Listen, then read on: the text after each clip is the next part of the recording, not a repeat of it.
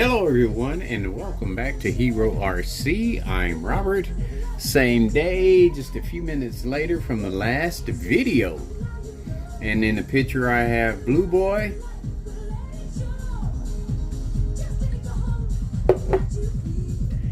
And it's got the Ultimate 6 hauler rims on it. And I think I'm going to go with these rims on it because I like the way it performs. I've done a night crawl with it, but I'm going to do a day crawl with it also. And I am going to try to figure out a way to get these centerpieces on it to give it that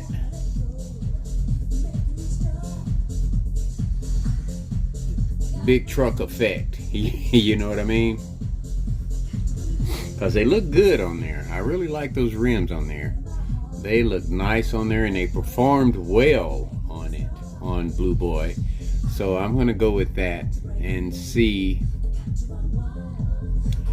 I'm thinking Velcro, little cuts of Velcro, and then mount them to the centerpiece and the rim, and maybe they'll stick on there and hold on as it goes through its paces, hopefully, because it's gonna be, I mean, the most rugged terrain that it'll probably be going through will be on my outdoor obstacle course. Other than that, it will be more trailing than anything. It'll be a rescue vehicle. And I also want to put, I bought some stencils and I want to paint the side of it with some letters, big O, or, you know, Hero RC hauling, or Rabs hauling, or something. But further to the front of that, you can see a little S there, and that is the slasher kit, that unassembled kit that I bought probably about 2 years ago. I bought it from a local dealer here in town. He's no longer with us because of the business here in town. I mean, we had two local shops here. One was strictly, well, he was actually for more, he was a variety. He was crawler, speedster, basher, and all of that, but it didn't pan out for him. And the other company is more speedster, and that's what we seem to have more here in Abilene, is people who like speed. And so he's still hanging around. I went over to check him out maybe a couple months ago, and that's what he was telling me, you know, crawlers and bashers and people that like speeds are two totally different breeds.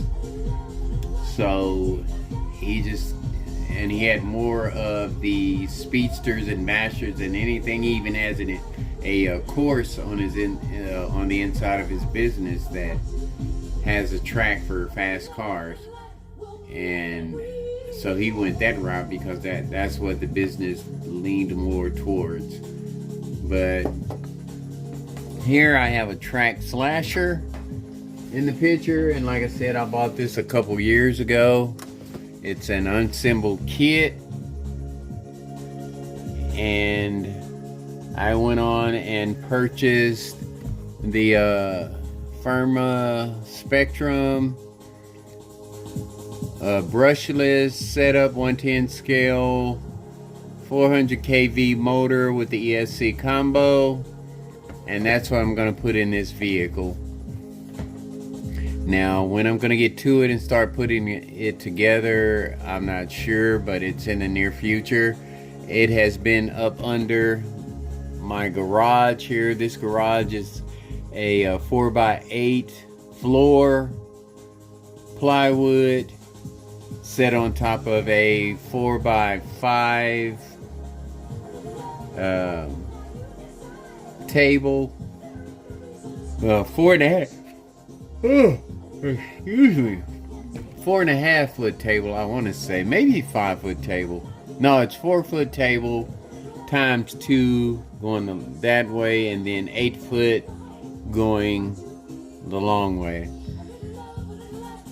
So I have a little spacer in the front and back of the table. I probably have about 3 feet of table, maybe 2 feet of table left, where I could push this back more, but it makes it hard to reach everything in my garage there. But this is a future project here. It's the Traxxas Slash unassembled kit. Includes clear body, power system, and radio system. See, I didn't know that. I didn't pay that any attention. So we're definitely gonna take a look into that and see what that's all about. The box has never even been opened. I bought it, brought it home, looked at it, and then stored it. And it was on sale for $200. So it's something that I will get into later and get it painted and all of that. So it says it has a motor. Let's see, clear body included. And I mean, if you look at the stickers here on it, it has never even been opened. Never even been opened. So I'm not even sure what's in it. We got the tape across the bottom and the top. So that's how deep I'm into this. You know what I'm saying? Buying stuff for the future. Even though this is probably a old body style, which is going to make it even more expensive in the future. It's a what word am I looking for? It is a investment. Because I watch Hero RC, and he's got a lot of cool vehicles that they don't even make anymore, and those vehicles are going to be worth some money down the road.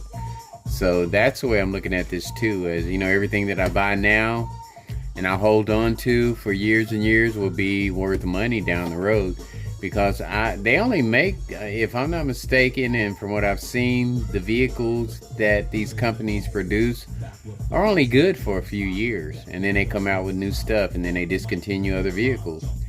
And you have buyers that bought these vehicles in the past, destroyed them, traded them off, and might want new ones, and will pay whatever to get them. So I'm in a good business, and even though it's been around for a while, it's going to be a vehicle that's going to be around for a long time. So not a vehicle, but a hobby that's going to be around for a long time. That's the Crown talking. I've had a few shots of that, and I'm feeling pretty good. My pain is kind of diminished, and I'm feeling relaxed, and I'm just running my gibbers. But I have got a lot, man. I've got a lot of things. I bought a lot of vehicles in the past that I know nothing about, that I'm starting to learn about, and it's wonderful. It is just wonderful. I finally got into something that's worth something. But anyway, you see where I'm at now. And this will not be my next project. I'm not sure what my next project be. It might be painting. It might be pulling out. I'm thinking about my axial Rubicon, seeing what I can do to make it better. It still has all the original equipment in it, and if it's nothing like Traxxas, I could probably put a Fusion in it and keep all the lights and everything working in it. So that might be something else that I might jump into. I also have Red Cat vehicles, Gen 7s, that I bought when I know nothing about what I was doing. So I might get into those and see what those are about, So I'm kind of all over the place, and I've got my garage here with my heroes in it, which I don't mess with much anymore. I haven't mentioned much anymore in my videos. These guys sitting up here have been sitting there in the same spots for probably about 2 months. And me being a nurse, they probably got pressure sores by now. Which they probably need to go to the hospital and have looked at. But anyway, and you nurses out there, those of you that are in the medical field, you know what I'm talking about when I say pressure sores from being in the same spot for a long time. But I guess what I'm getting at is much more to come. And people, stay tuned and take care of yourself.